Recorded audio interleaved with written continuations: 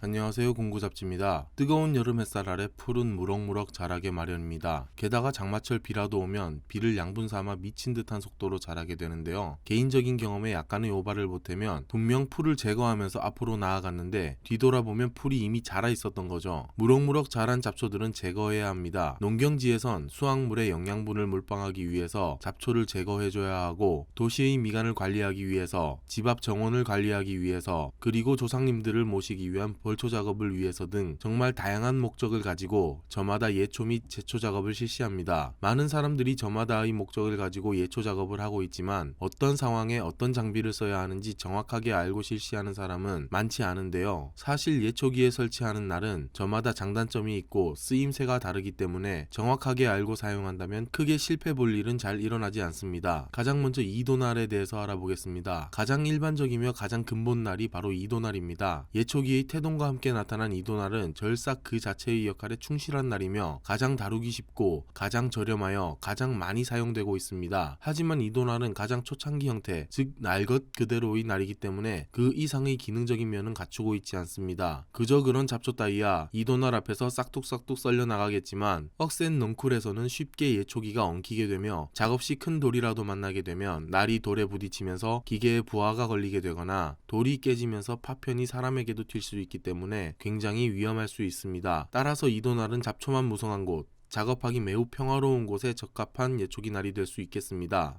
두 번째는 사각 이도날 되겠습니다. 사각 이도날은 이도날에 비해 절삭면을 늘려 작업 효율을 증가시킨 형태의 날입니다. 이도날에 비해 절삭면이 넓어지고 절삭각이 수평이기 때문에 풀 엉킴 현상이 대폭 줄어들게 되었습니다. 하지만 이도날과 같은 경우로서 돌에 부딪혔을 때 부하가 걸리거나 돌의 파편이 튀는 등의 안전 문제를 해결하지는 못했습니다. 세 번째는 드론날입니다. 생긴 것은 사각날과 흡사하지만 살짝 뒤틀려 있습니다. 이것은 예초기 날을 공중에 띄우기 위함인데 헬기가 공중에 뜨는 원리와 같은 원리이며 실제로 약 2-3cm 정도 공중에 뜹니다. 그럼 예초기 날을 왜 띄우는가? 아무래도 예초 작업을 하다 보면 무게 때문에 몸이 피곤해지는데 공중에 띄워주기 때문에 무게감이 확실히 줄어들고, 이는 작업 시간을 더 늘려주거나 같은 시간 작업을 해도 힘이 덜 들게 해줍니다. 이에 더하여 일부러 힘을 주지 않는 이상 땅에 예초기 기어 케이스가 쉽게 닿지 않으니 기계의 부하나 마모를 줄여주는 측면에서도 좋습니다. 네 번째는 원형 톱날입니다. 이름 그대로 원형 톱날입니다. 톱은 나무도 자르죠. 거기에 예초기의 회전력까지 더해지니 억센 넝쿨이나 기타 험한 작업이면 그냥 원형 톱날을 설치하여 작업하면 됩니다. 원형 톱날 안쪽 부분에는 2차 날이 타공되어 있기 때문에